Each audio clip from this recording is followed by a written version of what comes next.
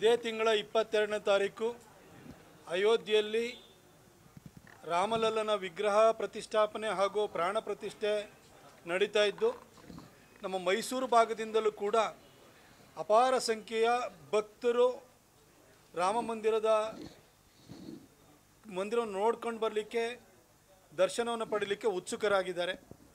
ಈ ಹಿನ್ನೆಲೆಯಲ್ಲಿ ನಮ್ಮ ಸನ್ಮಾನ್ಯ ಪ್ರಧಾನಿಗಳಾಗಿರುವಂಥ ನರೇಂದ್ರ ಮೋದಿಜಿಯವರು, ರೈಲ್ವೆ ಖಾತೆ ಸಚಿವರಾಗಿರುವಂಥ ಅಶ್ವಿನಿ ವೈಷ್ಣವ್ ಅವರು ಮೈಸೂರಿಗೆ ಒಂದು ಫೋರ್ಟ್ನೈಟ್ಲಿ ಟ್ರೈನನ್ನು ಕೊಟ್ಟಿದ್ದಾರೆ. 15 ದಿನಕ್ಕೆ ಒಂದು ಹೋಗುತ್ತೆ. ಅದು ಫೆಬ್ರವರಿ 4ನೇ ತಾರೀಕಿಂದ ಮೈಸೂರಿಂದ ಹೊರಡುತ್ತೆ ಮತ್ತು ಫೆಬ್ರವರಿ 18ಕ್ಕೆ ಇನ್ನೊಂದು ಟ್ರೈನ್ ಹೊರಡುತ್ತೆ.